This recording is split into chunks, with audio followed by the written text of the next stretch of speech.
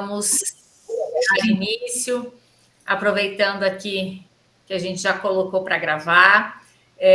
Quero agradecer a presença de vocês, espero que hoje vocês gostem, né, do material e das escolhas que eu fiz. E aí a gente vai tentar, acho que a aula passada ela era um pouco mais extensa, né, em razão da gente ter uma introdução para justificar o porquê desse curso. E hoje, na verdade, a gente vai só falar de algumas mulheres, né, que merecem ser faladas. Então, talvez no final a gente consiga ter um tempo maior para bater um papo, e aí até para que, assim como foi feito na aula passada, né, vocês às vezes me indiquem outras mulheres que eu possa acrescer e num curso futuro falar delas também. Eu quero iniciar dizendo por onde eu comecei, né? Ou seja, por que essas mulheres em detrimento de outras? Toda escolha é uma renúncia, né? Então a gente não poderia aqui ficar de infinito falando delas, as nossas heroínas negras. Então, na verdade, eu parti de um livro que eu vi numa feira do livro o ano passado, mas não tinha ele para vender, estava lá sob disposição, que se chama Heroínas Negras Brasileiras em 15 Cordéis. Ele é da Jarid Arraes, e essa negra, né, artista, primeiro ela faz em cordel a apresentação da história da pessoa, e aí depois, ao final, ela traz, né, uma biografia pequenininha aqui. Então, ela faz uma biografia pequena, né, das suas escolhidas. E aqui a gente tem 15 mulheres que são realmente, né, importantes na história do Brasil. Então, a gente depois vai falar dentro de algumas, né, de livros que foram escritos por algumas dessas mulheres, mas é como se eu partisse daqui. E depois a gente também vai falar de algumas, né, também partir da escolha, porque algumas dessas mulheres, elas estão inscritas no nosso chamado Livro de Aço, que fica no Panteão, lá em Brasília, e são consideradas heroínas brasileiras. Então, essa foi a minha escolha, né? Eu quero dizer que, obviamente, existe uma série de outras mulheres negras que mereciam ser reverenciadas aqui por nós, brasileiras, né? A gente tem hoje a gente tem uma gama de mulheres filósofas brasileiras, como a Conceição Evaristo, né? Como Djamila Ribeiro, a gente pode falar Lélia Gonzalez. Então temos, né, pessoas para falar que escrevem e que falam dessa luta da mulher negra, mas eu parti por isso, né? Essas mais antigas, digamos assim, e que estão nesse livro de aço do Brasil. E aí também eu poderia ter mesclado, né, com outras mulheres negras, principalmente da luta contra o racismo americana, como a Rosa Parks, né, que fez com que a gente tivesse uma mudança de legislação naquela situação em que ela era convidada, obrigada a ceder um espaço no ônibus para um branco, e ela não fez, e ali a gente teve desencadeado uma greve, né, dos negros no transporte americano, e fez com que a gente tivesse uma diminuição, né, daquele segregonismo. A Harriet Tubman, que é uma negra que ela lá atrás, mais antiga ainda, ela ajudou muitos escravos a fugirem, e era uma escravizada. Ela ajudava não só alguns a pagarem, a comprarem a sua liberdade, mas também ela ajudava naquelas rotas de fuga em que tinha pessoas que davam guarida para os negros. Então ela foi assim uma pessoa que tem uma história riquíssima, né, americana.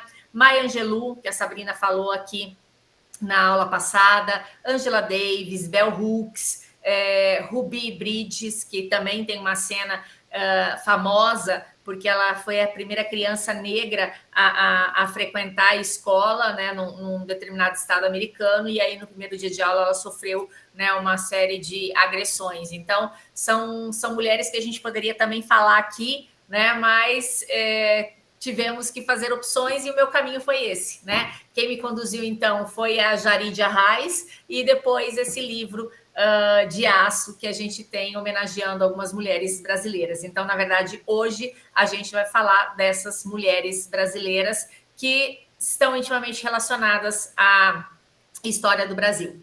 E aí a gente começa, eu não fiz uma ordem cronológica, né? Então, porque elas não têm uma ligação necessariamente entre si, tá? Então, tá um pouco por ordem alfabética, né? Para a gente ir falando delas. E a primeira é uma mulher negra que nasceu em Florianópolis em 11 de julho de 1901, então início do século passado, chamada Antonieta de Barros.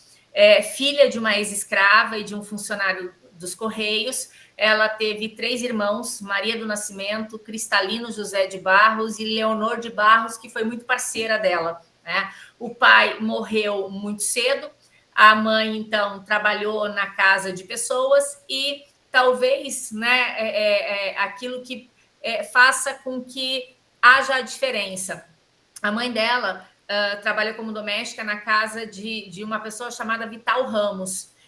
O Vital era pai do Nereu Ramos, e o Nereu foi vice-presidente do Senado, né? Então, ele foi, naquela época, quando havia a vacância, ele é considerado até hoje o único catarinense a assumir a presidência da República, né, como vice-presidente do Senado. Então, talvez isso tenha feito com que a gente tivesse, né, uma mulher que desse frutos de 3 filhos extremamente politizados, porque a gente vai ver, né, que a Antonieta de Barros ela entra para a nossa história em razão de uma atuação muito política. A mãe, então, depois montou um pensionato para estudantes, né?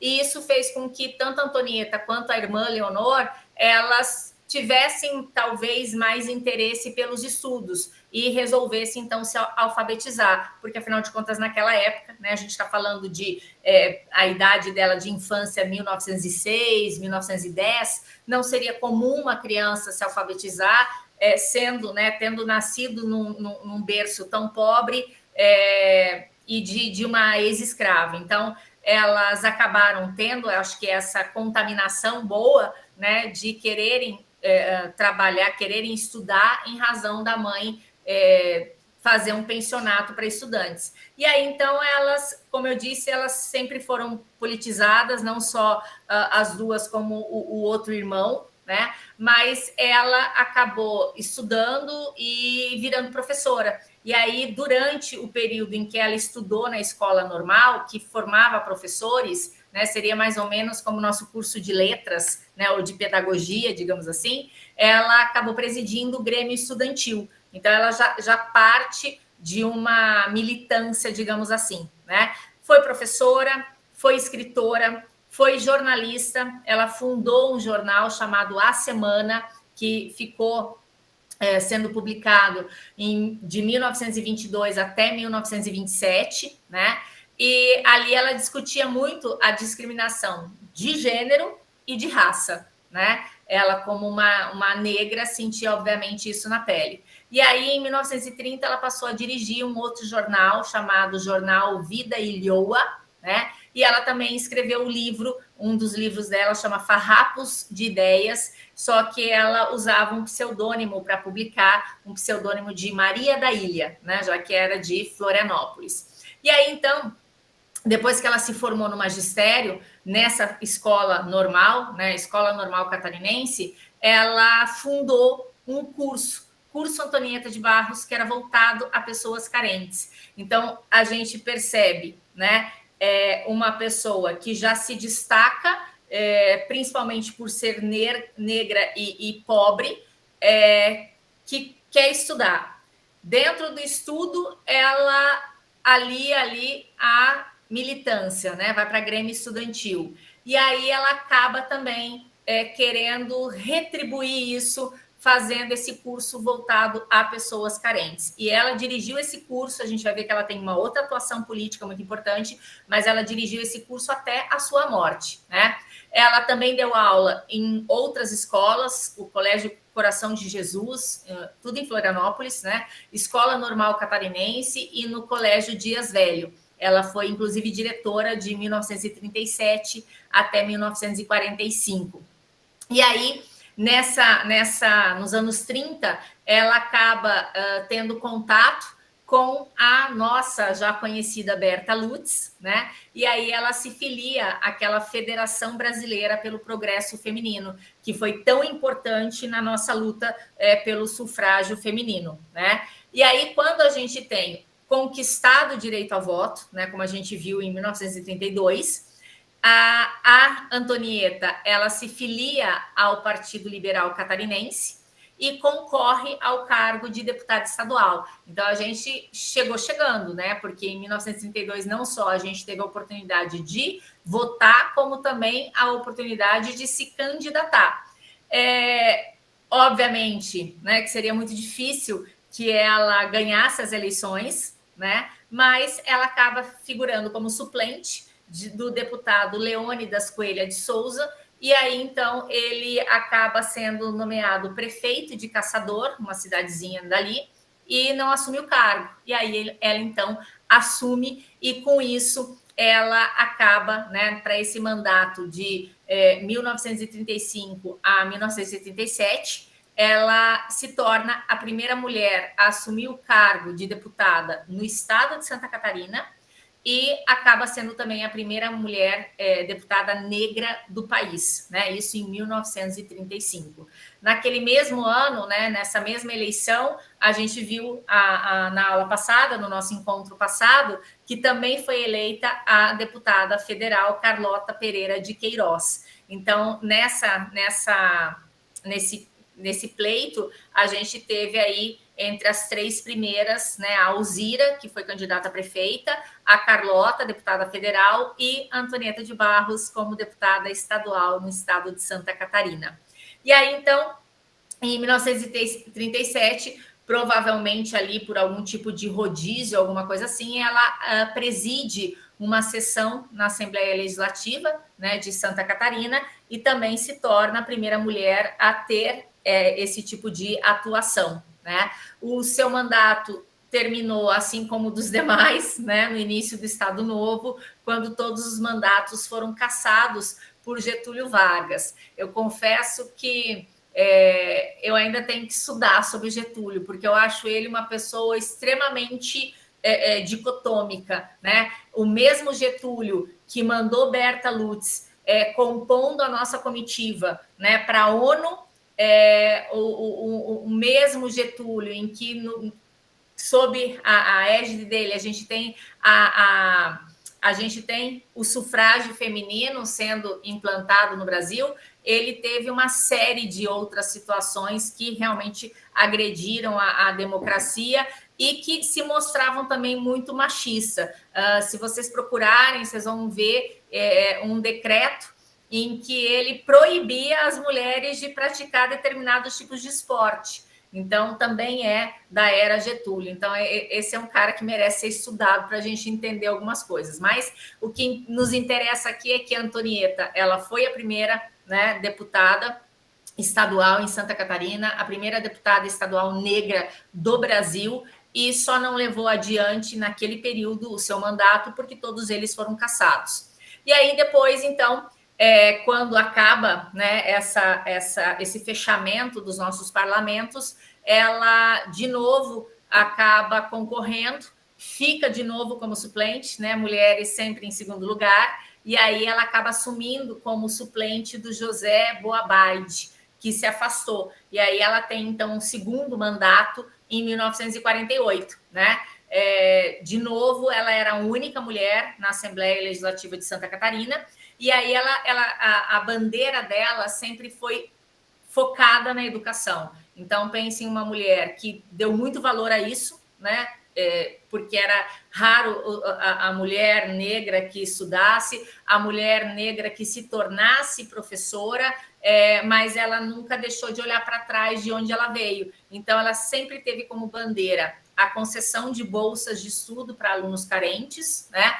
A realização de concurso público para professor, porque, obviamente, isso seria uma forma de dar iguais, né, condições para todos os concorrentes, e a redução da influência política na escolha de diretores escolares, ou seja, que os diretores não viessem por uma questão política, mas sim por uma eleição ali na própria escola. Então, a gente vê que é uma pessoa que sempre atuou na educação, sendo professora, chegou a ser diretora e, por entender disso, ela fez disso a sua bandeira.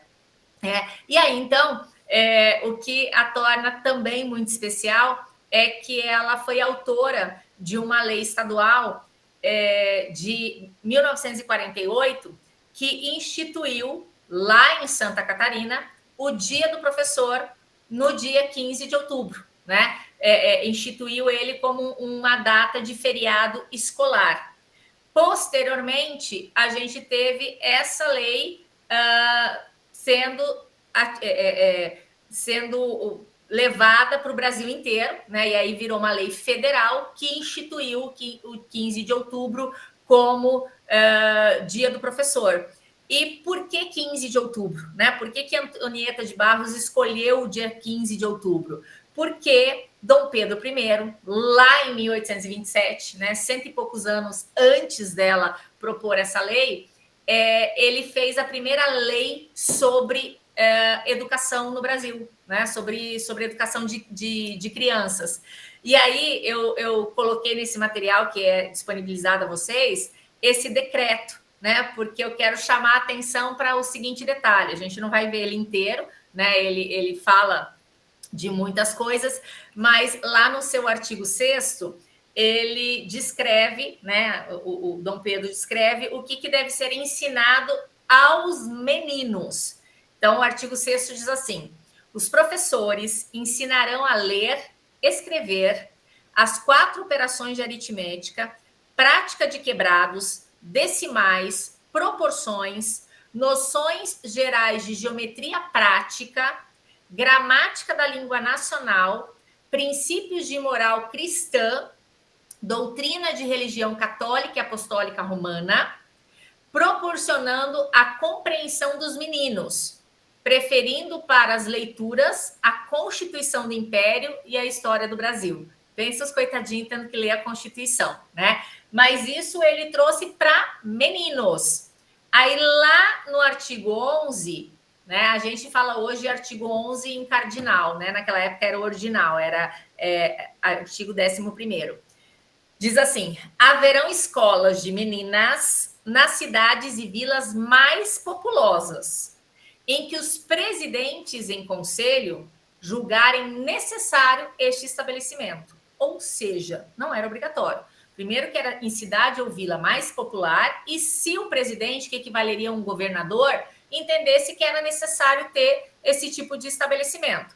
E se tivesse, né, ainda que tivesse, diz o artigo 12 o seguinte: as mestras, além do declarado do artigo 6º, com exclusão das noções de geometria e limitando a instrução de aritmética só as suas 4 operações, ensinarão também as prendas que servem à economia doméstica e serão nomeadas pelos presidentes em conselhos, aquelas mulheres que, sendo brasileiras e de reconhecida honestidade, se mostrarem com mais conhecimentos nos exames feitos na forma do artigo 7º. Então, primeiro, ele já diz quem é que pode ser professora, né, que tem que ser mulher honesta e que tenha conhecimento em exames feitos na forma do artigo 7º, ou seja, elas vão ser testadas, né? Esse conhecimento delas vai ser testado para que elas possam dar aula. Segundo, já tira uma série de estudos, né? A gente não vai ter direito a estudar a mesma coisa que os meninos. E aí vai ser acrescido economia doméstica, né? Que é algo no sentido de costura, de culinária, né? que obviamente também vai nos diferenciar e vai trazer isso até os dias de hoje, né? Vai trazer efeitos para a gente até os dias de hoje. Então, o quanto hoje não se deve a essa lei. Mas o que por outro lado, né, misógino, sem que haja igualdade, mas um aspecto bom dessa lei de Dom Pedro I, né, para a gente não só criticar. Que aí no artigo 13º ele fala assim: as mestras vencerão, receberão, né, os mesmos ordenados e gratificações concedidas aos mestres. Então, pelo menos ele garantiu para a gente o mesmo salário, né, professoras e professores.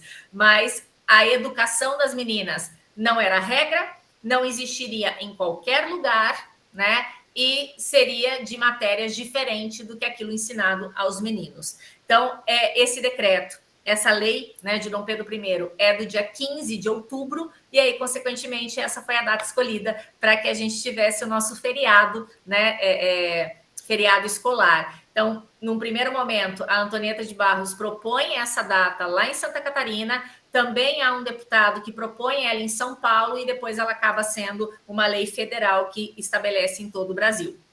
Bom, com essa luta toda, né, com esse diferencial, essa luz, né, Antonieta de Barros, ela teve em 2023, recentemente, né, o seu nome inscrito no livro de aço como heroína da pátria. Então, justamente pela sua atuação como jornalista, né, e ali no jornal ela militava contra o racismo, o seu papel como professora, não só contratada em escolas importantes de Santa Catarina, mas quando ela monta o curso dela para dar aula gratuitamente para pessoas carentes, e também a Antonieta política, né? Já que ela, quando assumiu esse mandato popular, as 2 vezes que ela assumiu, não só por ela ter sido pioneira, mas também pelo trabalho que ela fez, né, em prol da educação.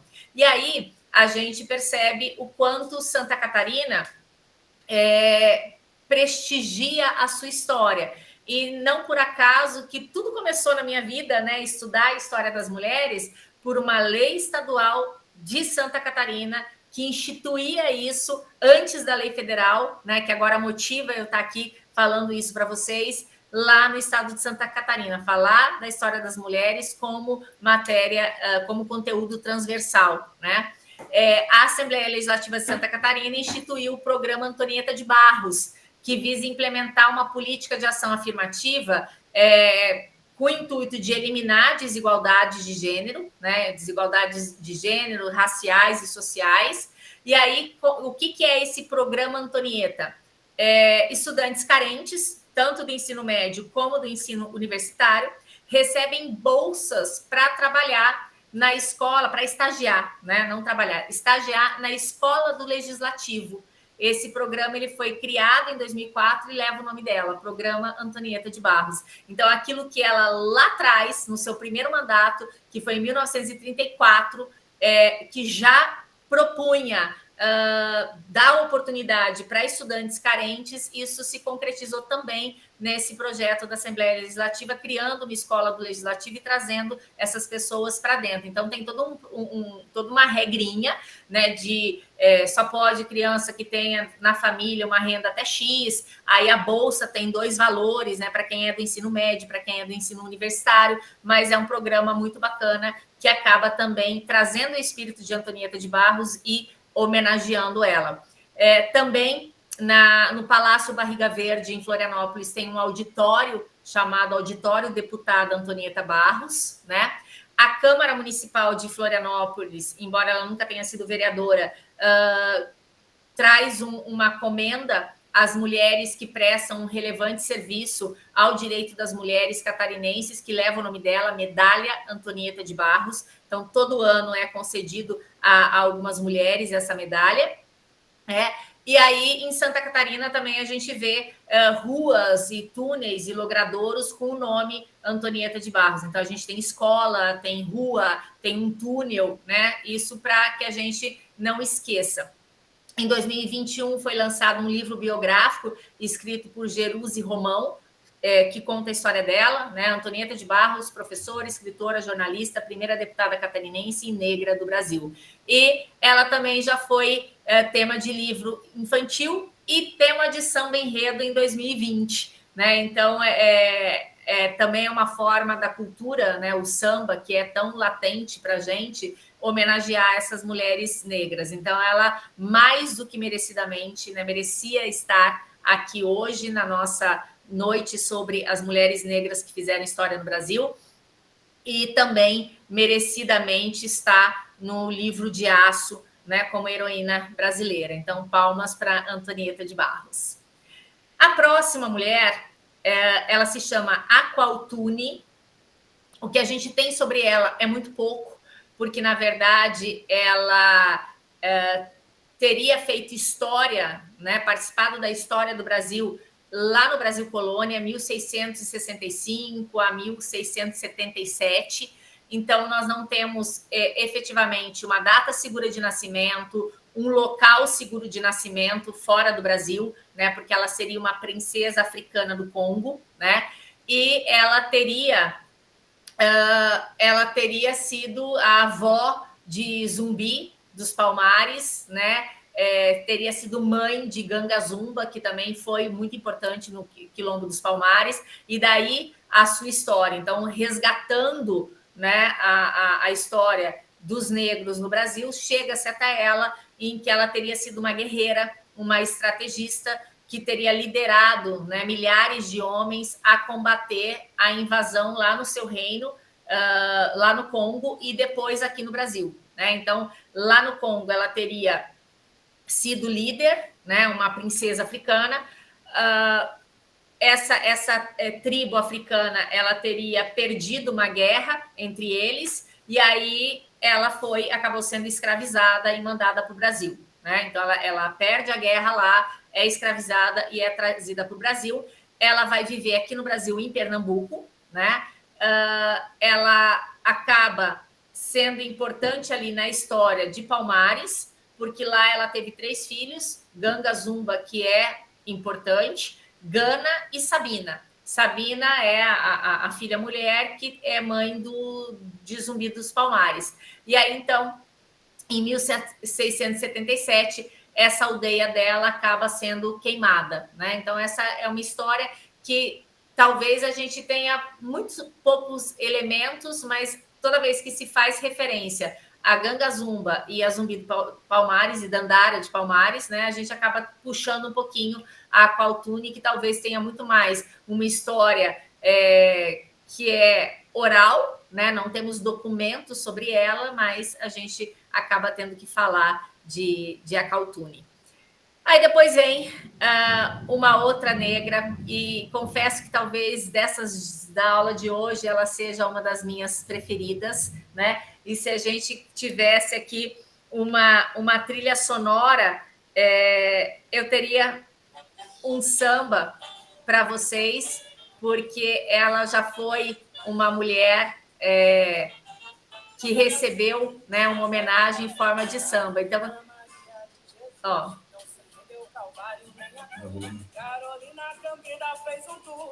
Depois vocês procurem aí no Spotify, Carolina Maria de Jesus. Essa é o encanto. Ela nasceu em Sacramento, em Minas Gerais, em 1914. Então, 13 anos depois, né, da nossa primeira mulher de hoje, a Antonieta de Barros. Era filha de mãe solteira, estudou só primeira e segunda série, então 2 aninhos de escola só, mas ela aprendeu a ler e escrever, e eu acho que ela tinha uma sabedoria nata. Ela dizia que o avô materno dela era um Sócrates africano, e aí nesse samba, na verdade, a gente tem que ela era, né, equiparada a Sócrates pelo seu conhecimento. E Carolina Maria de Jesus, então, estudou só 2 anos, né? Ali, ela já muito pequenininha, ela começou a trabalhar com a mãe dela, né? A mãe dela era empregada doméstica e ela fazia ali alguns serviços. E aí ela sai, então, de Minas Gerais, ela vai para São Paulo, trabalha como doméstica, né? Tanto São Paulo, capital, como o interior de São Paulo. Chega a trabalhar na casa de um médico influente, Euríclides Zerbini, e sempre, em todos os lugares onde ela passou, ela sempre pegava os livros para ler. Então, embora ela tenha estudado só 2 aninhos, ela sempre estudou muito, né?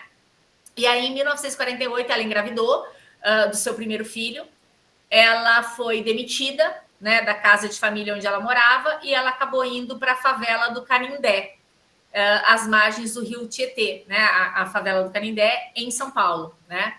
E aí ela foi mãe solteira de 3 filhos, cada um de um pai, tá? Ela teve o João José, o José Carlos e a Vera Eunice. E aí ela, na favela, nesse período de favela, na maior parte do tempo, ela trabalhou como catadora de plástico e de papel. Mas ela adorava escrever. Então ela pegava cadernos, provavelmente aqueles cadernos, né, que quando a gente acaba o ano, a gente arranca aquelas páginas usadas e deixa ele fininho, né, com aquele espiral, e aí acaba doando ou deixando ali para refúgio. E ela, então, ela catava esses cadernos e ela começou a escrever um diário.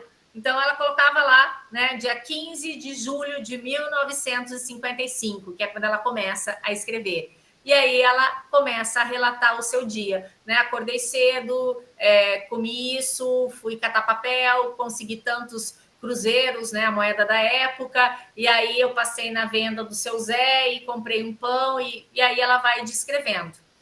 Em 1958, ou seja, 3 anos depois, um repórter chamado Audálio Dantas, do Diário de São Paulo, ele recebeu a incumbência de fazer uma matéria sobre a favela do Canindé. E aí, então, chegando lá, né, as pessoas acabaram comentando sobre a Carolina Maria de Jesus, falando, ó, tem uma louca aí que escreve o diário dela. E aí, quando ele foi, né, no barraco dela, ele viu os cadernos, né? E ele falou, bom, a história da favela que eu buscava, ela está escrita aqui em 20 cadernos encardidos, né? E aí ele pegou esses cadernos e ele começou a publicar trechos no jornal Folha da Noite. E aí foi despertando, né, nas pessoas aquela curiosidade. Ele viu que deu uma boa repercussão, né, o que ele estava publicando. E aí, então, ele fez a revisão dos escritos, ele compilou, porque era muita coisa e muito repetitivo, e ele publicou, né, na livraria Francisco Alves, em 1960, com o título Quarto de Despejo, que é esse livro aqui. Ele é muito interessante, assim, porque ele vai colocando os dias e o que ela escreve, mas ela tem, assim, um humor, uma ironia, e ela faz uma análise, às vezes, política. E a gente está falando, né, de uma catadora de lixo, de uma pessoa que teve 2 anos na escola só. E aí, esse livro, Quarto de Despejo, ele, em 6 meses, vende 90 mil cópias. Ele foi traduzido em 13 idiomas, lançado em 40 países, e aí, com o lucro do livro, ela sai da favela e vai morar, né, numa casa de alvenaria no bairro de Santana. Lógico que depois ela teve aquele boom, né, em que ela recebeu o título de cidadã na Câmara Municipal de São Paulo, né, foi mencionada por várias celebridades, né, várias personalidades. Eu acho que naquela época não tinha celebridade, né? Então, por exemplo, Manuel Bandeira, quando questionam a veracidade do livro, né, da autoria, de ser realmente, se não era um caô do Audálio, o Manuel Bandeira diz assim: ninguém poderia inventar aquela linguagem. Aquele dizer as coisas com extraordinária força criativa, mais típico de quem ficou a meio caminho da instrução primária. Ou seja, ao mesmo tempo que ela tem um palavreado um pouco rebuscado, ela tem erro de concordância, ela tem erro de pontuação, de acentuação. Então, você vê que ela tem um linguajar a meio caminho da instrução primária, porque, assim, ela escreve errado, mas ela mostra que ela é uma pessoa que lê muito, né? E aí eu separei aqui algumas frases desse livro Quarto de Despejo. Elas assim: o Brasil precisa ser dirigido por uma pessoa que já passou fome. a fome também é professora. Outra frase: quando estou na favela, tenho a impressão que sou um objeto fora de uso, digno de estar num quarto de despejo. Parece que tem a língua elétrica. Isso ela estava falando de uma vizinha dela. Parece que tem a língua elétrica. Parecia o Carlos Lacerda quando falava do Getúlio. Então você vê que ela tem uma noção, né? Pensa uma pessoa da favela hoje, talvez não saiba quem é o presidente, né? Quem é o nome do governador, do prefeito, do vice-prefeito, e ela ali, ela em alguns momentos ela dá pincelada em que ela mostra, ela tem essa macrovisão, né? E aí ela fala: a favela é uma cidade esquisita e o prefeito daqui é o diabo, né? Mulher livre que não tem compromissos pode imitar o baralho, passar de mão em mão. Então, lógico, preconceito daquela época dela. Mas o importante é que esse livro, quando a gente lê esse diário dela, e em vários momentos ela fala da fome, ela diz que a fome é de cor amarela, né? Ela visualiza, né? Ela mais ou menos concretiza a fome. Ela nos toca a ponto da gente passar a olhar de forma diferente os catadores e os moradores de rua, porque a gente percebe, né? Às vezes eu, por exemplo, a partir de determinadas leituras, eu passo a ter uma conduta diferente. Então, quando você lê que determinadas pessoas se sentem invisíveis, porque muitas vezes a gente passa num corredor da faculdade e não dá bom dia para o cara que está limpando, para a faxineira, né? Para o cara que é entregador, eles são invisíveis. Então, esse livro me despertou isso, um olhar diferente para essa população. Assim como, por exemplo, o Jefferson Tenório, com o livro dele, que foi proibido nas escolas, depois permitido, né, O Avesso da Pele, também fez a gente sentir isso como um adolescente que desperta para o preconceito, né, para o racismo. Então, eu recomendo Quarto de Despejo, da minha preferida, Carolina Maria de Jesus. Mas ela não parou aí. Ela sai da favela. Um ano depois de publicado o Quarto de Despejo, ela publica um segundo livro, chama Casa de Alvenaria, o diário de uma ex-favelada. Então, ela vai para a Casa de Alvenaria agora, né? Ela já fala diferente. Depois, em 69, ela edita um livro chamado Quem Foi Que Disse? E depois de um certo ostracismo, em 1976, o Quarto de Despejo ele recebe uma nova publicação e ela volta a ser lembrada, né? E aí, em 86, bem depois, né? A gente está falando 26 anos depois do Quarto de Despejo, ela lança o Diário de Bitita. Esse livro é uma gracinha. Eu não tenho ele físico, mas eu li ele em PDF, depois posso até mandar aqui no grupo para vocês. É uma graça, porque, embora ela esteja já mais velha, né? Ela vem fazer uma biografia do período dela de infância. Então, desde ela pequenininha, né? E aquele momento, assim, que ela vai para a escola, daí ela para de estudar, aí ela vai trabalhar com a mãe dela. Tem uma cena em que ela e a mãe dela são presas. Aí ela começa ela vira uma andarilha e ela vai procurando emprego nas cidades, vai de uma cidade a outra a pé, passa fome, né? Tem chagas nas pernas, ela enfrenta grandes feridas nas pernas e ela vai retratando, mas ela tem o linguajar, a questão da infantil, e ali você vai vendo, né? Você vai sentindo a vida que foi a vida de Carolina Maria de Jesus. Ela faleceu em 1977, né?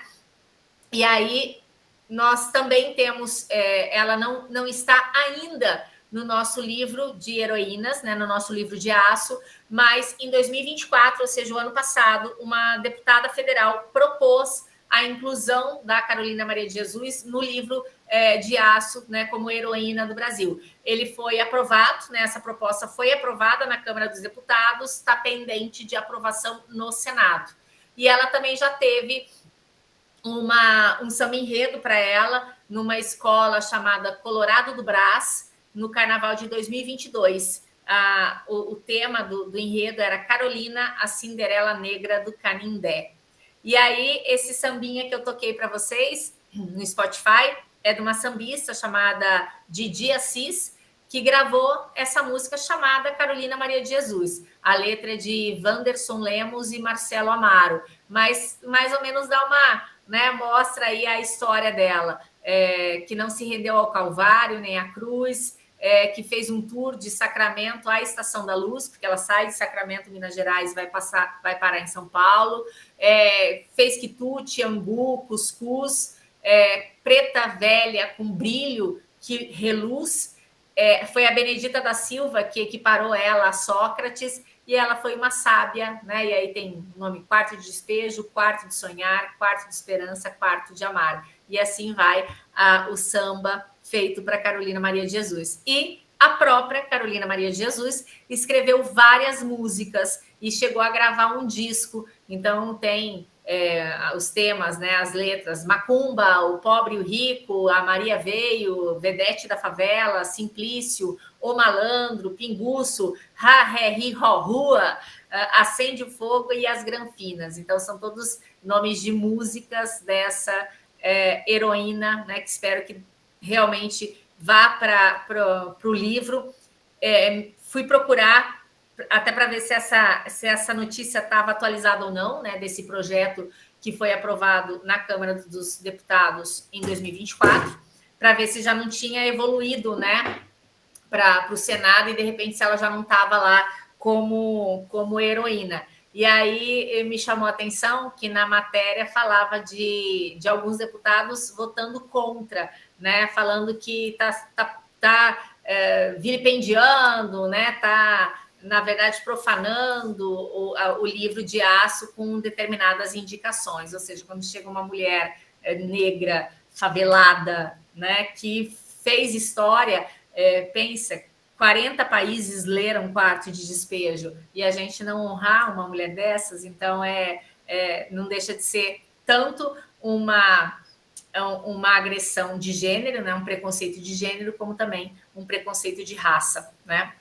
Mas essa é Carolina de Jesus. Depois eu vou colocar para vocês no grupo o PDF do Diário de Bitita, né? E quem quiser, compre o Quarto de Despejo e as outras obras dela, que eu recomendo, que vai abrir o coração de vocês, né? A gente passa a ter um novo olhar depois de conhecer Carolina Maria de Jesus. E aí, para aqueles professores, né, do ensino fundamental e médio, eu acho que tem material para muita coisa, não só indicar os livros para os alunos lerem, mas também manusear essas letras de música, manusear todos aquelas homenagens que já foram rendidas a Carolina de Jesus, porque quantas pessoas, né, não vão chegar em casa e olhar para a mãe, olhar para a avó e falar: é uma Carolina de Jesus, né? Eu tenho em casa uma Carolina Maria de Jesus, uma pessoa que estudou muito pouco, mas que de repente tem ali o seu encanto, né? Seja na música, seja na escrita ou em alguma outra arte. Então, desejo que vocês tenham por ela o mesmo amor que ela fez acender em mim. A próxima é Dandara dos Palmares, né? Eu, toda vez que fala, o ano passado o Lula ele aprovou uma lei que instituiu, né, o Dia da Consciência Negra, tanto é que a gente ficou, né, o ano passado meio perdido no calendário, porque quando foi feito o calendário no ano anterior ainda não existia o feriado, e aí quando chegou a data já era feriado nacional. E aí Dia da Consciência Negra e Zumbi dos Palmares. Faltou a Dandara, né, a companheira de Zumbi dos Palmares. Como eu já disse, né, ele era neto de Aqualtune, aquela guerreira que a gente viu lá atrás. A Dandara lutava capoeira, e combatia ataques. Então, ela lá em Alagoas, ela guerreou junto com o Zumbi dos Palmares, ela atuou ativamente na resistência do Quilombo, né, e contra a escravidão. E aí, em 1678, o Gamba Zumba, que era o filho de Aqualtune, tio de Zumbi, né, ele fez um acordo com o governo de Pernambuco. E esse acordo ele previa a troca de prisioneiros, né?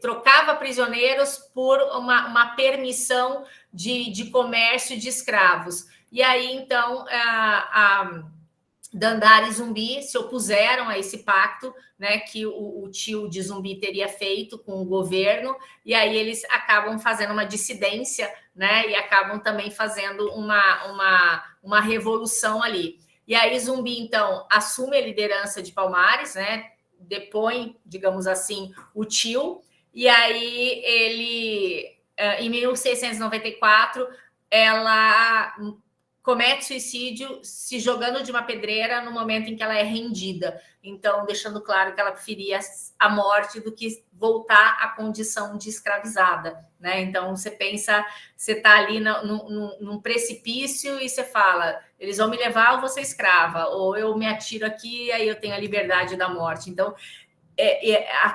esse ato faz a gente refletir o quão dura era a escravidão para a pessoa preferir a morte a ser escravizada, né? E aí, então, em 2019, a Dandara, ela é também inscrita no livro de Aço como heroína da pátria, por isso é que também está no dia de hoje aqui. Ela foi tema de samba enredo também, já, e em 1984, a atriz Zezé Mota interpretou a Dandara num filme chamado Quilombo, de Cacá Diegues. Cacá Diegues, que faleceu, né, recentemente, e até foi uma das críticas onde eu assisti o Oscar, né, fez essa crítica, e houve um momento do Oscar em que eles foram homenageando todas aquelas pessoas ligadas ao cinema que tinham falecido, né, antes do Oscar, nesse último ano. E aí esqueceram de Cacá Diegues, que,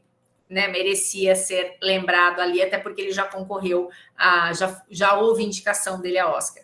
Então, essa é Dandara, mas também em face do tempo, né? Como viveu em 1694, que é a morte dela, então viveu aí um pouquinho antes, a gente acaba tendo muita pouca informação documental, né? É muito mais aquilo que foi sendo passado de forma oral até chegar nessa história. Mas o fato é que ela é reconhecida, e ainda que ela, né, assim como outras que a gente vai ver aqui, não tenha exatamente essa história dentro do nosso, né, da nossa lenda, digamos assim, Dandara foi essa mulher, né, e mereceu estar no livro de Aço como heroína da pátria.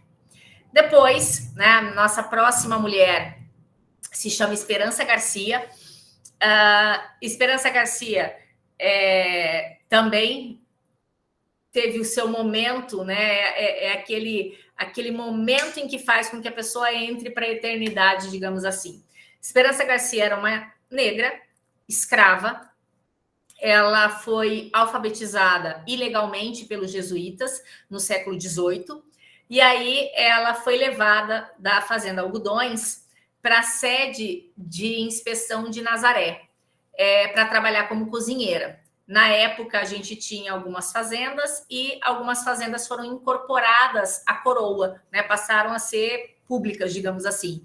E aí, então, ela é levada para essa sede, né, em que fica a inspeção, a parte, digamos assim, administrativa daquele entorno. E aí, no dia 6 de setembro de 1770, ela escreve uma carta denunciando os maus tratos que os escravos sofriam. E essa carta ela endereçou ao presidente da província, que equivaleria ao governador da época, né? Ao presidente da província de São José do Piauí. Então, o que seria o governador do Piauí? E essa carta ela foi entregue. A gente não tem notícia se ela surtiu efeito ou não, mas ela acaba sendo encontrada recentemente por um historiador chamado Luiz Motti. E nessa carta ela diz assim: eu sou uma escrava de Vossa Senhoria, da administração do capitão Antônio Vieira do Couto, casada.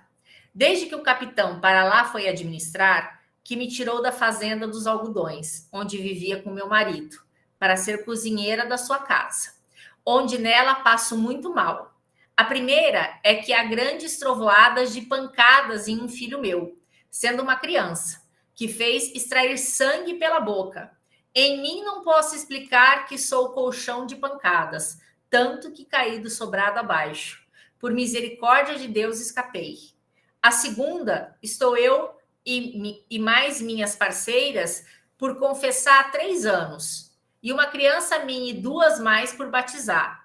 Pelo que peço a vossa senhoria, pelo amor de Deus e do seu valimento, põe os olhos em mim, ordenando, digo, manda o procurador que mande para a fazenda aonde me tirou, para eu viver com meu marido e batizar minha filha. De vossa senhoria, sua escrava, Esperança Garcia.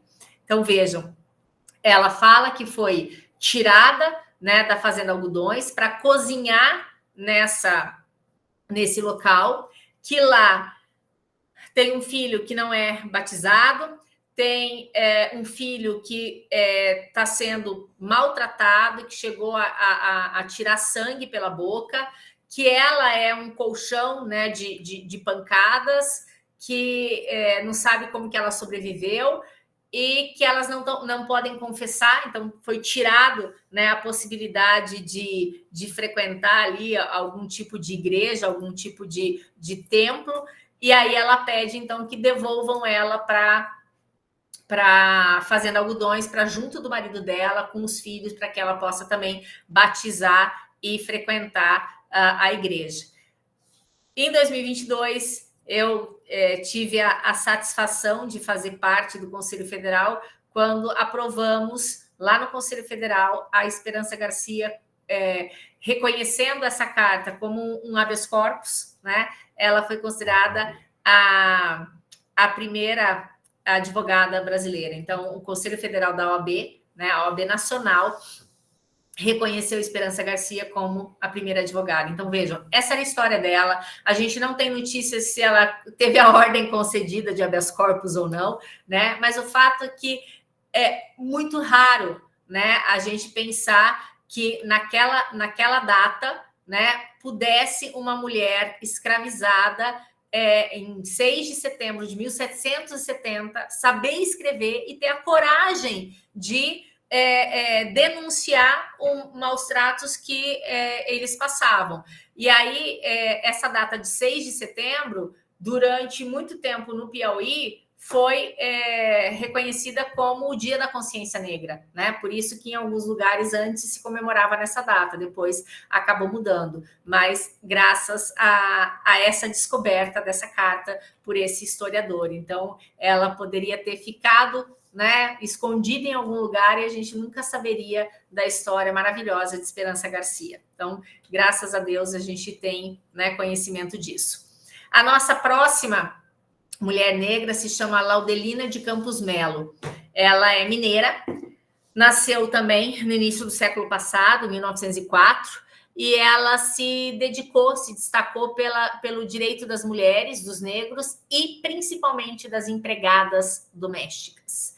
Os seus pais, eles nasceram já na vigência da lei do ventre livre, né? Mas os avós de Laudelina eram escravos, então ela seria essa segunda geração livre. O pai dela faleceu quando ela tinha 12 anos, né?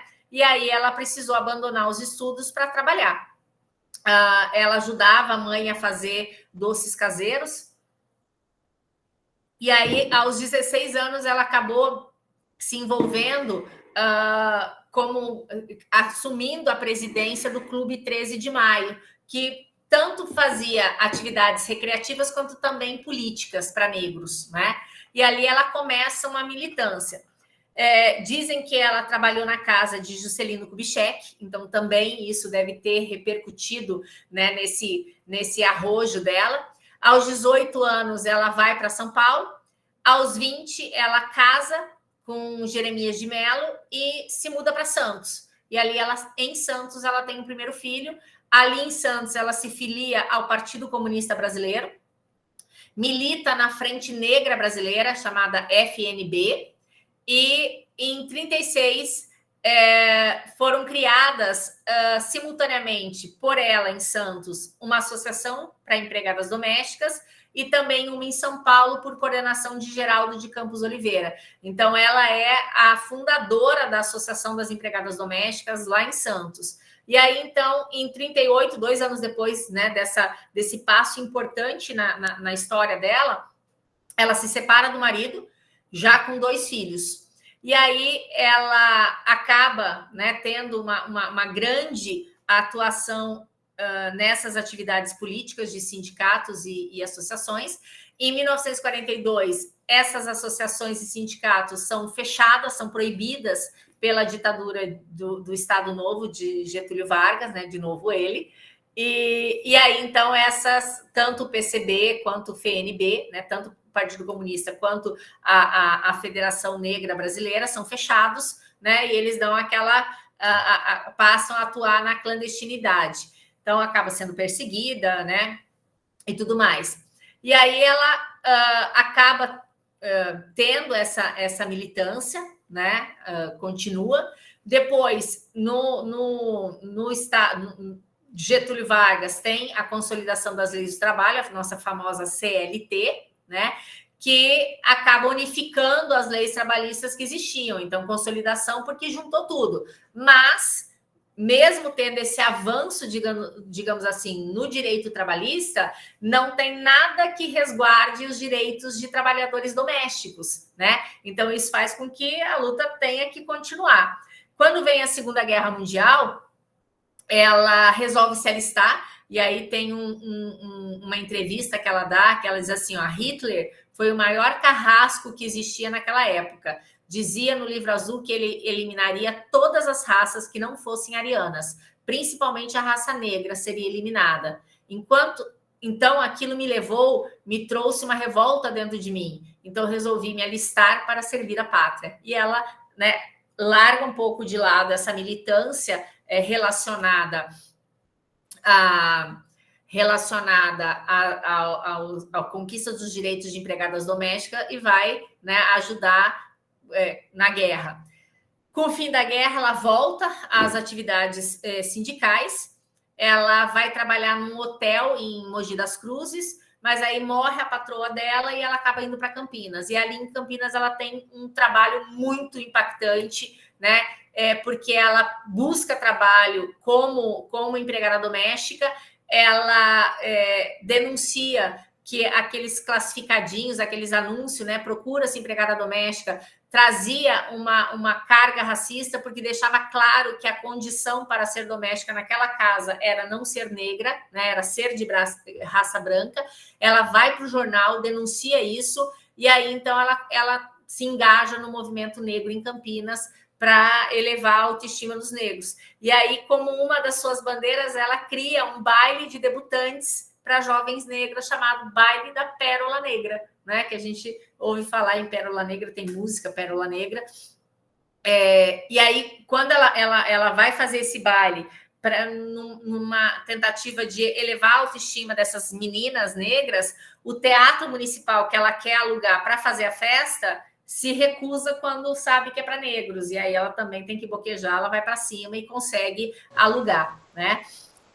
Aí ela consegue, em 1961, o apoio do Sindicato da Construção Civil para abrir um sindicato de empregadas domésticas para fazer as reuniões nesse espaço físico do Sindicato da Construção Civil. Ela faz a inauguração, aparecem cerca de 1.200 empregadas, ou seja, ela mobilizava, né, uma quantidade enorme. Em 64, vem o golpe militar, ela é presa, né, porque, queira ou não, ela é uma sindicalista, e aí depois, ela, quando é solta, ela acaba ganhando dinheiro, né, vai trabalhar para se sustentar, abrindo um pensionato e vendendo salgadinho em dia de jogo de futebol. E aí depois ela se afasta dessas atividades, né? Já no fim da ditadura, ela acaba depois voltando, então ela se afasta um tempo, daí ela volta para a militância. Em 88 vem a Constituição Federal. Essas associações, né, que tinham o nome de associação, podem ser efetivamente chamadas de sindicato. E aí ela morre em 1991, com 86 anos, em Campinas. A casa onde ela morava é deixada para o sindicato, para que ali fique a sede do sindicato. Em 89, foi criada a Casa Laudelina de Campos Melo, para celebrar as conquistas advindas da sua atuação. Em 2005, o nome da Laudelina foi inscrito na Ordem do Mérito do Trabalho, no grau de cavaleira pós-mortem. Em 2013, né, quando a gente teve a chamada PEC das domésticas, a gente pode dizer que muito se deveu à luta de Laudelina, né, quando elas conquistaram a jornada de trabalho de 44 horas, né, o limite de 8 horas diárias, o pagamento de hora extra. Então, isso é uma luta que vem lá de trás. E em 2015 foi feito um documentário, né, sobre a vida dela, Laudelina, Lutas e Conquistas. E aí esse filme ele tem a atriz que representa ela, mas também ele é entremeado com entrevistas, né, dela. Então, assim, tem as imagens mais antigas.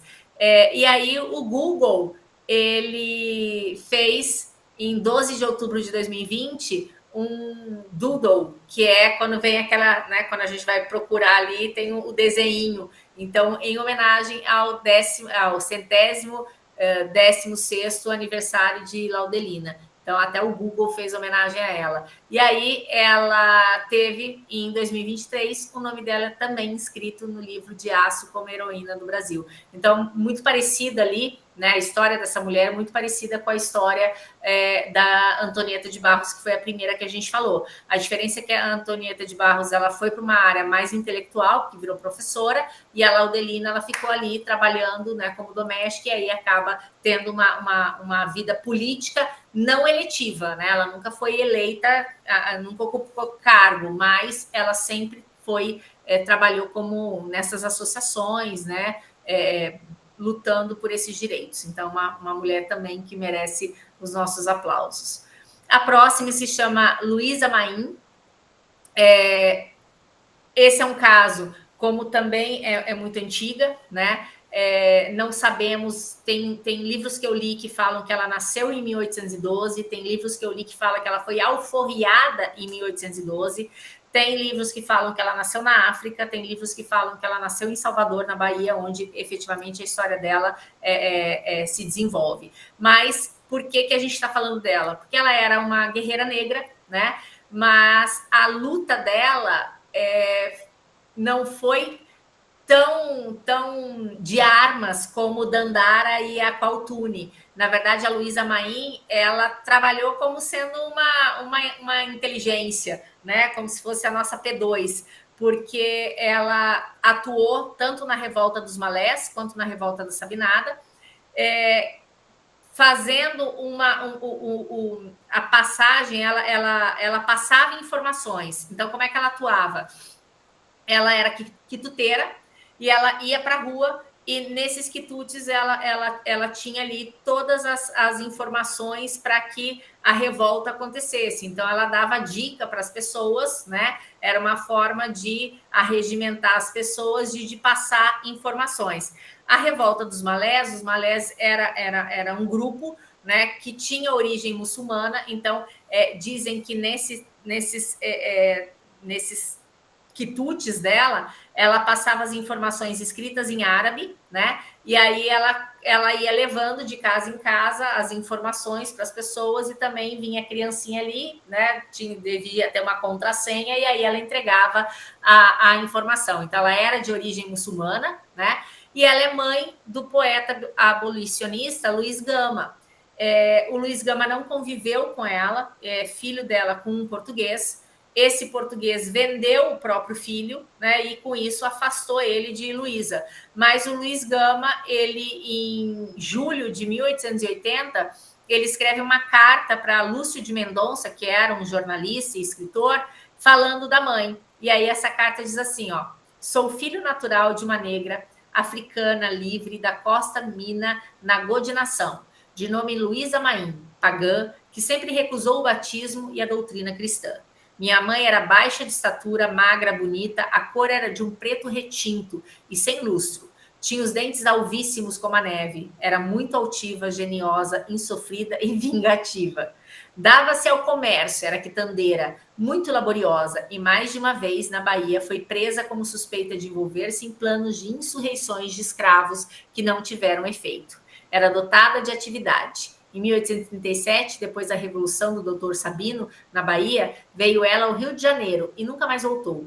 procurei-a em 1847, em 1856, em 1861, na corte, sem que a pudesse encontrar. Em 1862, soube por uns pretos minas que a conheciam e que me deram sinais certos que ela, acompanhada com malungos desordeiros em uma casa de dar fortuna em 1838, fora posta em prisão e que tanto ela como seus companheiros desapareceram. Era opinião dos meus informantes que esses amotinados fossem mandados para fora pelo governo, que nesse tempo tratava rigorosamente os africanos livres, tidos como provocadores. Nada mais pude alcançar a respeito dela. Então, ele não conheceu a mãe, procurou, não encontrou, mas o que ele fala, né, é essa história, ou seja, ela foi presa, ela tinha uma militância e ela ajudou nessas insurreições dos escravos, né, quando eles tentavam conquistar direitos. E a pedido do coletivo de mulheres negras de São Paulo,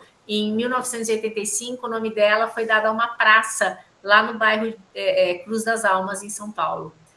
E em 1919, a Luísa Maim foi também inscrita no livro de Aço como heroína da pátria. Ela é retratada nesse cordel, Jarid Arraes, né? Depois vocês vejam aí, eu transcrevi um pouco do cordel, que é bonita a forma como a Jarid conta, né? E ela também já foi tema de samba enredo em 2018, na Escola Alegria da Zona Sul, chamada Bravos Malês, a saga de Luísa Maim. E em 2019, a Mangueira também, que conquistou o primeiro lugar, falou da história dela, Histórias para Ninar Gente Grande, então falava de algumas negras, né? E em 2024, a Portela também teve um enredo baseado no livro Um Defeito de Cor, da Ana Maria Gonçalves, que também fala da vida de Luísa Maim. Então, é uma mulher incrível, e a Prefeitura de São Paulo também, através da Secretaria Municipal de Direitos Humanos e Cidadania, concede um prêmio a ela, né, com o nome dela, a mulheres comprometidas com a valorização da cultura negra. Então, a gente tem já hoje, né, quem lembre e faça Luísa Maim ser conhecida. A próxima é Maria Filipa de Oliveira. Essa aqui também é uma negra guerreira. Nós não temos nada de registro de idade certa, quando nasceu, quando morreu. Não existem esses documentos. Essa história dela, na verdade, é passada, né, de pai para filho, mas ela nasceu na ilha de Taparica e lá ela lutou extraoficialmente na Guerra da Independência. Então, eu, pelo menos do que eu lembro, né, na minha época de escola, parece que a independência foi uma coisa assim tão, né, tão fluida. Foi lá e falou independência ou morte, acabou.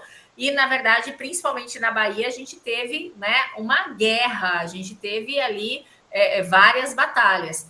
E aí, ela era, né, a Maria Filipa, ela era pescadora, marisqueira, ganhadeira, aquela que vendia peixe e doce, né? E a gente tem um pouco da história dela contada por João Ubaldo. Ele tem um livro chamado Ilha de Taparica, História e Tradição, em que ele fala um pouco da história dela. Inclusive, ele gostava tanto dela que ele tem uma filha chamada Maria Filipa, que por sua vez é a mãe de João Ubaldo Ribeiro, né? E ali ele tem uma personagem que é inspirada na Maria Filipa, que se chama Maria da Fé, né? Então é como se fosse mais ou menos a história dela. O que se conta, e aí, a depender do livro que a gente pega, tem um pouco de diferença, né? Porque às vezes é romantizada, é que ela teria, quando houve um ataque a essa enseada, né, de Itaparica, porque chegando ali eles conseguiriam dominar mais fácil a Bahia, chegaram 42 barcos da esquadrilha portuguesa, né, chefiadas por Madeira de Melo, para ter acesso ao recôncavo baiano, porque ali eles conseguiriam estrangular a Bahia, porque fecharia o local de chegada de mantimentos e tudo mais. E aí, então, esses barcos atracam ali e essas mulheres, tem quem contem que elas teriam seduzido os portugueses, e aí quando eles descem do barco achando, né, que eles vão se dar bem com essas 40 mulheres, elas acabam dando uma surra neles, usando galhos de cansação. Cansação é uma planta que provoca coceira e queimadura na pele. E aí, então, elas ateiam fogo a essas embarcações.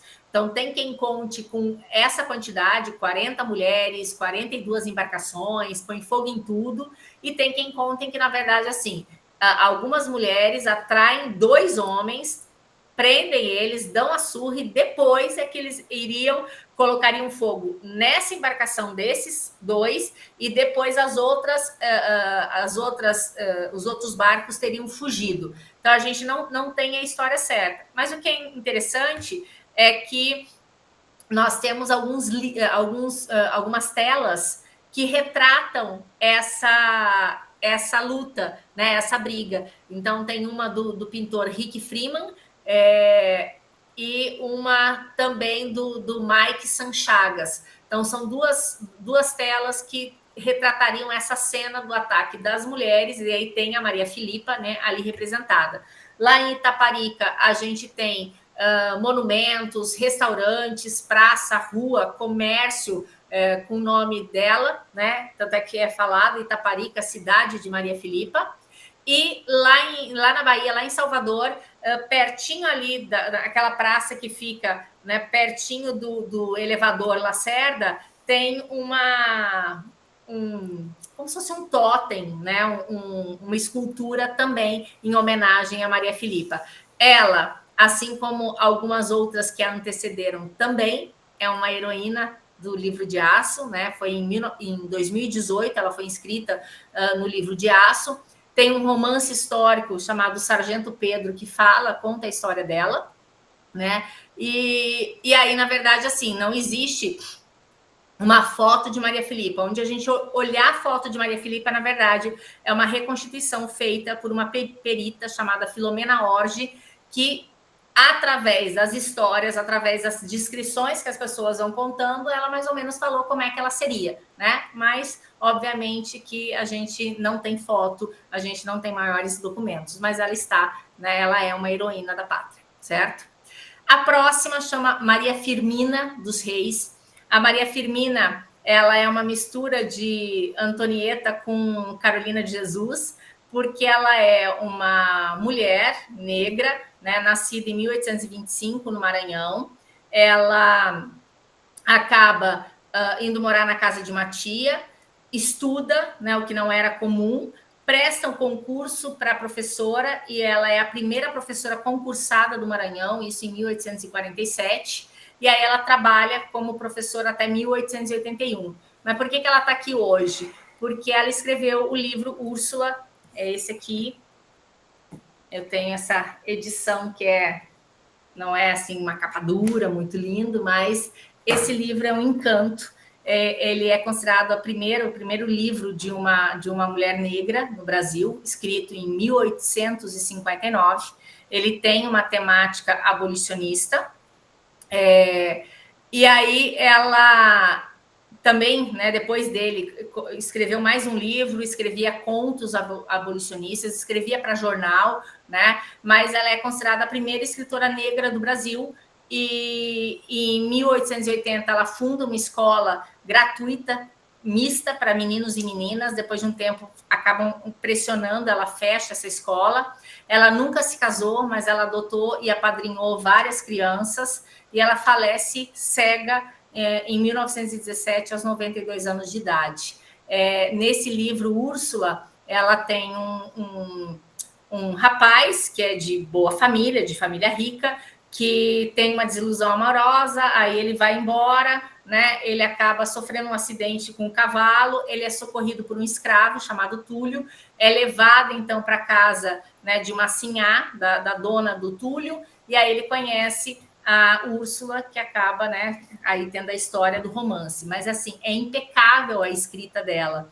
E aí eu trouxe para vocês um trechinho do prólogo que ela escreve no livro, em que ela diz assim, ó: sei que pouco vale este romance, porque escrito por uma mulher, e uma mulher brasileira, de educação acanhada e sem o trato e a conversação dos homens ilustrados. Então, ela, no prólogo, ela quase pede desculpa. Ela fala, olha, mas ao mesmo tempo, né, a gente sempre ama o próprio filho. Então, ela meio que acanhada de estar nos entregando uma obra que assim, é de uma riqueza de vocabulário, de escrita, né, que vale a pena. E é uma história, né, que seria um filme encantador, é um romance, mas é muito interessante porque ali ela mostra o caráter, né, dos negros e a falta de caráter de alguns homens brancos, né? Então ele é um livro abolicionista.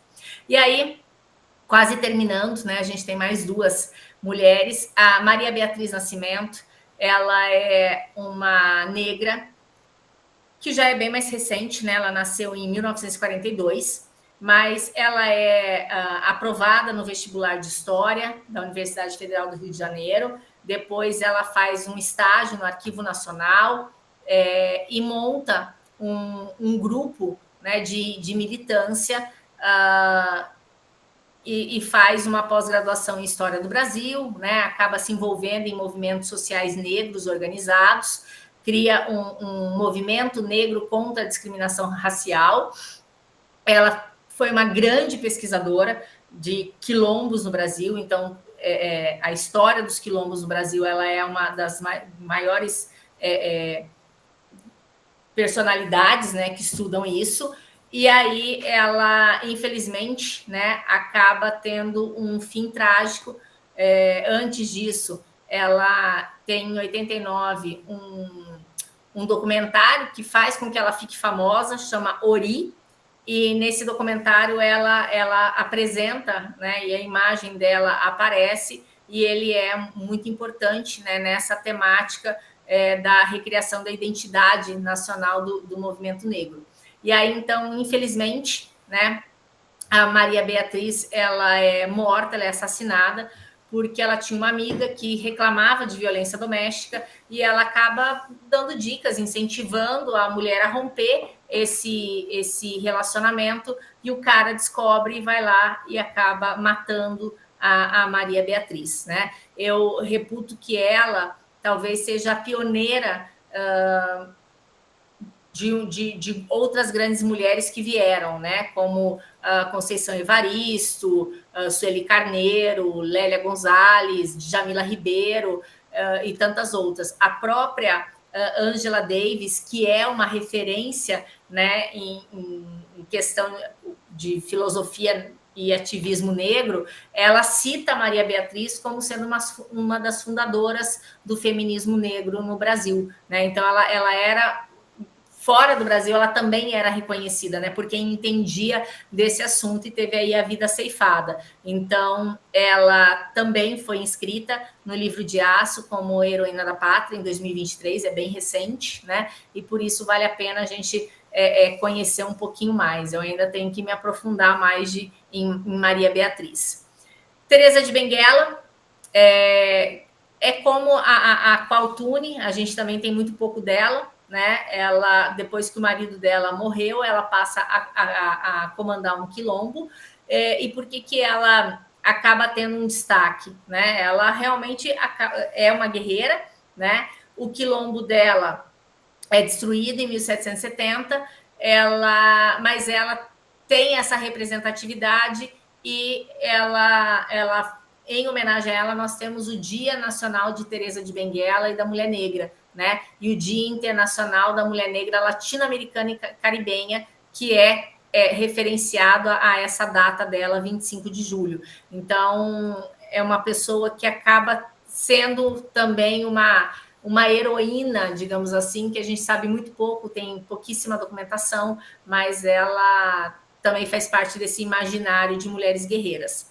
E para terminar, né, que eu imagino que vocês já estejam cansados, eu quero falar de Tia Ciata. Essa também eu conheci há muito pouco tempo, né, a história dela. Ela era de Salvador, foi casada com um funcionário público, digamos assim, né, e nasceu em Salvador em 1854, depois ela se muda para o Rio de Janeiro, né, e aí ela casa com João Batista da Silva, que frequentou a escola de medicina, então era um cara que tinha, né, um nível melhor de instrução, e teve 15 filhos. Ele trabalhou no Jornal do Comércio, e foi funcionário público da alfândega. E aí, a tia Ciata, ela não só era vendedora, mas ela também mexia com ervas, né? Ela tinha conhecimento aí isso aqui é bom para isso, né? Para tipo uma curandeira. E aí ela cura um ferimento na perna do presidente Venceslau Braz, que os médicos não conseguiram. Ele estava tratando há muito tempo, ela faz lá uns emplastos e, né, dá certo. E aí, em agradecimento, ele emprega o marido dela no gabinete da polícia. Então, né, o cara vira ali policial. E aí ela amava o samba, ela tinha uma grande influência na casa de Alabá, que era de candomblé, ela gostava muito de festa, e ela sempre comemorava na casa dela as datas dos orixás, e depois das cerimônias eles faziam os pagodes, né? Pagode como festa com música, né? Não o ritmo pagode. E nessas festas, obviamente, né? Tinha música alta, a vizinhança reclamava, chamava a polícia, mas eis que a polícia fazia vista grossa porque o marido dela trabalhava na polícia, né? E ela era ali a queridinha do presidente. Então, ela acaba, né, tendo uma grande influência nisso, é chamada Praça 11, a casa dela era conhecida como Pequena África, no Rio de Janeiro, porque ela recebia todas essas pessoas, né? Ela tinha como profissão ser quituteira e costureira, fazia roupa de baiana e tudo mais, mas ela efetivamente era vinculada, era associada ao samba. E aí dizem que lá na casa dela foi escrito o primeiro samba do Brasil, que é chamado, o nome do samba é Pelo Telefone, tá? Ele é gravado em 1916 pelo Donga. Aí existe uma briga do Donga com um outro compositor chamado Mauro de Almeida, que diz, você foi lá e gravou como sendo sua, mas na verdade esse samba é coletivo, a gente fez lá na casa da tia Ciata, né? E aí, então, na verdade, até ela briga com o Donga, porque ela fala, não, tinha que ser colocado como uma letra coletiva, né? Você sacaneou registrando como uma música sua. E a letra original do Pelo Telefone diz assim, o chefe da folia, pelo telefone, mandou me avisar que com alegria não se questione para se brincar, né? Depois, ela acabou ficando com uma outra versão. O chefe da polícia, pelo telefone, manda me avisar que na Carioca tem uma roleta para se jogar. Então, esse é o tom, né? Obviamente, eu não sou cantora. Mas depois, em 1996, o Gilberto Gil ele faz uma homenagem a esse samba chamado Pela Internet. E é a primeira letra que ela é lançada na internet, né? Uma música transmitida em tempo real pela internet no Brasil no lançamento dela. E aí ele só troca, né? Ele fala que o chefe da polícia carioca avisa pelo celular, que lá na Praça 11 tem um videopoker para se jogar. Então é uma referência a isso. Praça 11, porque era onde ficava a casa da tia Ciata. Ela faleceu em 1924, mas sem sombra de dúvidas, quem gosta de samba, né, precisa conhecer a história dessa mulher, porque ela agitou, né, o Rio de Janeiro naquela época.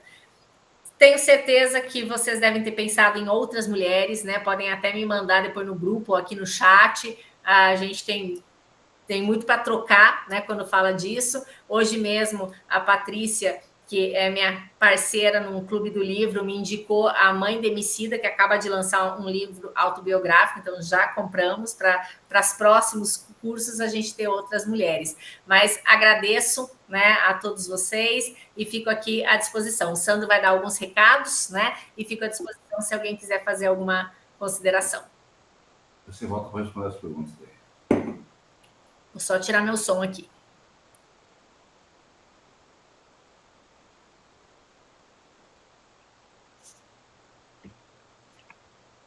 Boa noite, pessoal. Eu vou passar uns recados aqui e a professora Andréa já volta para responder as perguntas. Tá? Acho que tem a Madalena para falar, se tiver mais alguém, a gente vai ter mais uns 5 minutinhos para responder essas perguntas. Bom, Como eu havia falado no grupo ontem, esse nosso grupo que eu coloquei no bate-papo agora, quem quiser participar do curso, fazer a matrícula ainda pode, porque a gente tem que ter 75% de presença. Então, quem perdeu as duas primeiras lives ainda pode entrar a partir da próxima. Eu coloquei aqui para que fizessem a inscrição na plataforma de cursos. Quem conseguir fazer a inscrição, coloca como participante da comunidade, aí me passa os dados no meu privado, no celular, daí amanhã a gente vai fazer a inscrição, certinho? Coloquei no grupo também, quem não fizer parte do grupo, quiser fazer parte, eu mandei o material da aula de hoje, o material da aula passada, vou mandar o link da gravação da aula de hoje, da aula passada. Nós temos uma plataforma para a gente acompanhar, mas quem estiver no grupo não precisa participar da plataforma, porque tudo vai aparecer no grupo. O curso tem que fazer atividade, então vou postar, já postei na plataforma, vou postar agora no grupo e o link aqui para a gente da primeira atividade, que são 5 questõezinhas da aula de hoje, 5 questõezinhas da aula passada, e a professora Andréia, vocês postem, encaminhem para a gente dar a nota, e a professora Andréia vai corrigir no comecinho da próxima aula e fazer alguns comentários sobre essas atividades. Perfeito? Então, quem quiser fazer alguma pergunta, estou vendo aqui Madalena, Sebastiana, Valéria, tá? Obrigado pelas palavras, a gente fica muito grato. Alguns recados da Escola de Governo. Nós temos cursos para março ainda, que vocês podem participar. Na sequência desse curso aqui, nesse mesmo horário, teremos o curso de redação oficial, que será ministrado por mim, tá? Tem o curso de inglês instrumental também. E para quem é servidor da prefeitura, está aberto também, depois me peçam no grupo, o cadastro para instrutores. Tem um prazo, vocês podem ministrar cursos também pela EGOV, tanto presencial como online, como esse, e receber uma hora aula.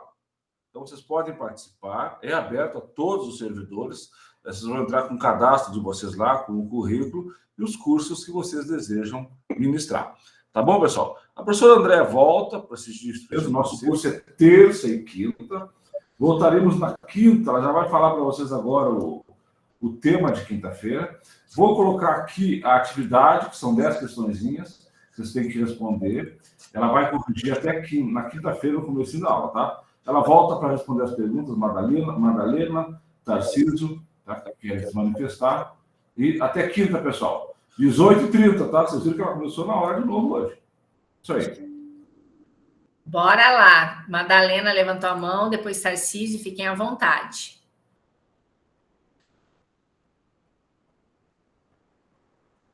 Madalena?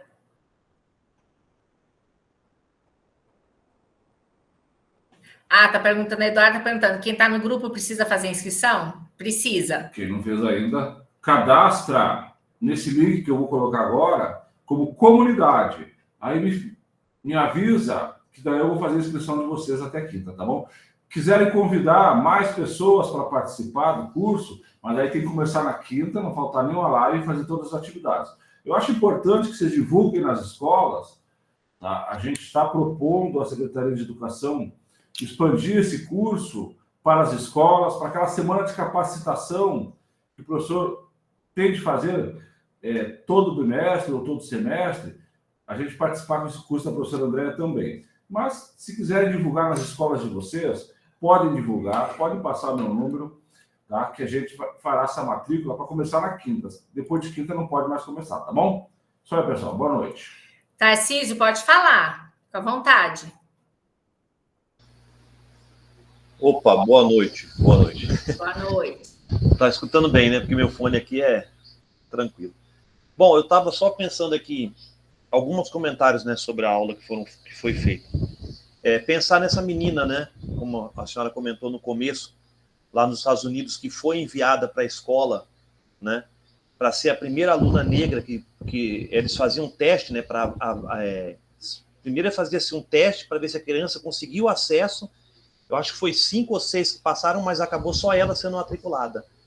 E quando a gente olha a história que professores se negaram a dar aula para essa criança, só por ela ser negra, mostra o quanto o ser humano ainda não é evoluído, né? E só uma das professoras do colégio acabou dando aula para ela, né?